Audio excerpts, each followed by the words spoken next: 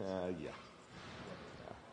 The worst part is when you have a job open.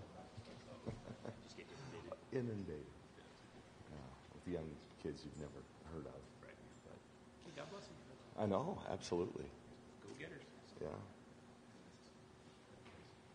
Well, we're a little formal today, aren't we?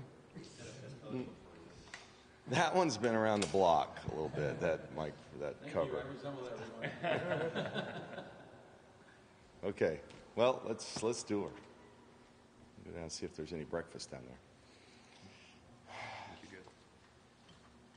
How quickly did you turn the page from the big win on Sunday to what's ahead of you? Immediately, actually. We started some research on Iowa and Baylor on our way home, on the drive home.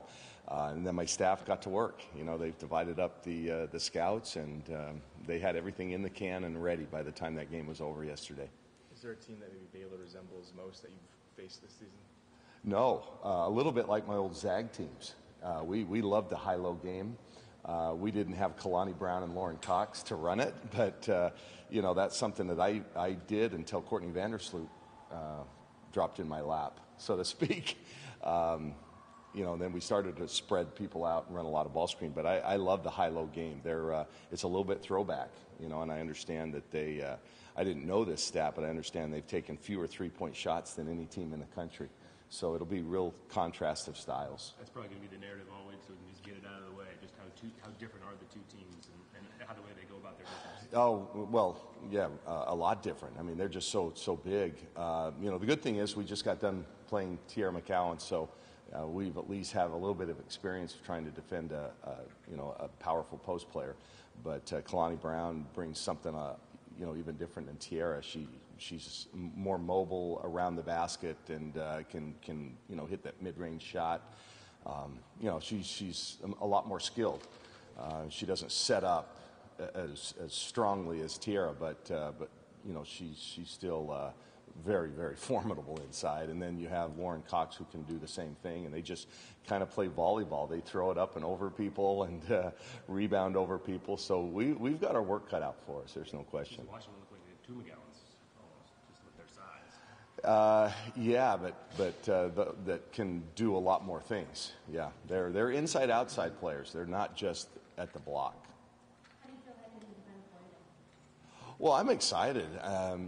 It's funny. I'm kind of reminded of, is it the old Sesame Street? You guys can help me. And one of these things is not like the other. You look at Coach Mulkey's won 2 national championships, and Muffet McGraw's won 2, and Gino's won more than I have fingers.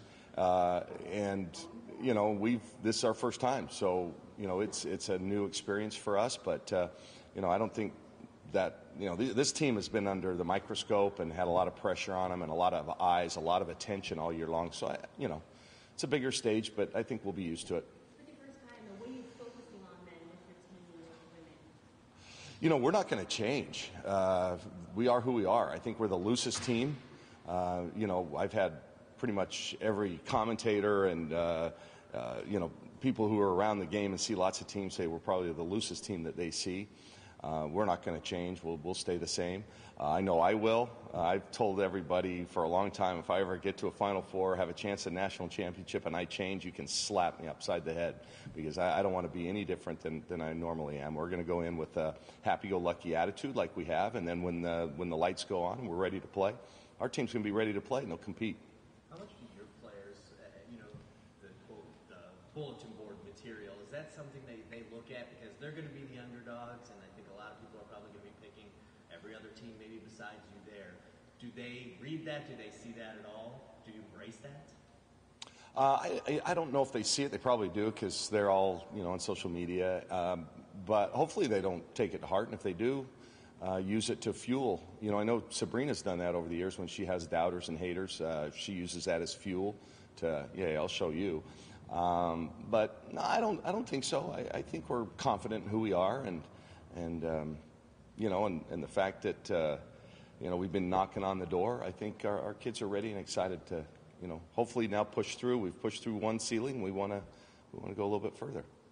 Kelly, what does it mean to you personally to coach on this stage with those peers that you mentioned after doing it for so long? Well, I think it's pretty special because I've competed against all of them at some time or another, and like I've said a couple of times during this run, we don't want to be an Elite Eight program. We want to be a Final Four program. We want to be a national championship program. Well, the same thing as a coach.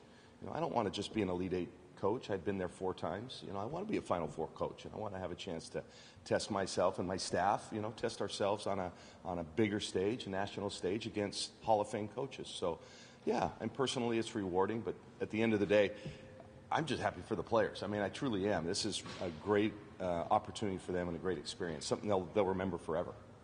Kelly, you talked after the game about the importance of your coaching staff, and you went right up to them after the win and hugged them.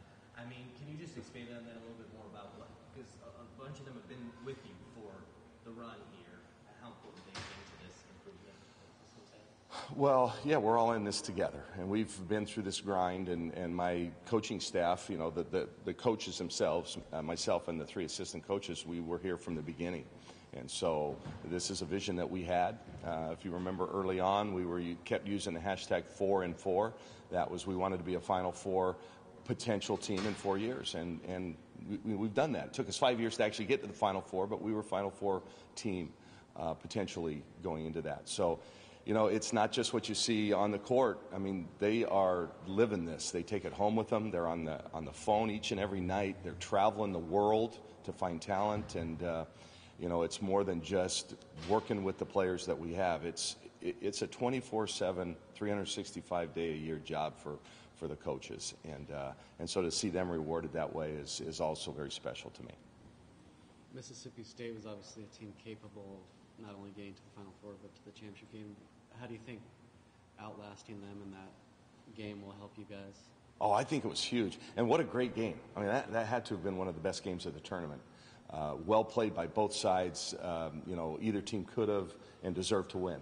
I'm glad we did, but yeah, I think that was great because they've been there, they've done that, and I think to get to that next step like we have, you've got to beat somebody who's been there, and done that, and we did.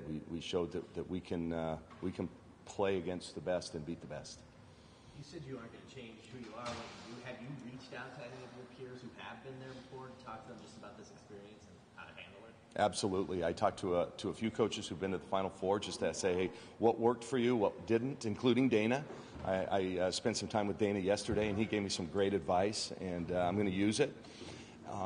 And what a lot of them did say was, don't change. Now's not the time to put in new stuff or try to change who you are. Just go with what's gotten you here and see if it works. So, yeah, Dana was a big help and very supportive. You guys, I think we're very, very fortunate at the University of Oregon to have somebody like Dana here. And he doesn't just help his own program, he's helping others. Certainly helped me. Okay, you guys, thanks. Anybody going down? Yes, let's go. Let's go. Bring your sunscreen. Actually, no, it's going to be rainy. It's going to be 89 and warm.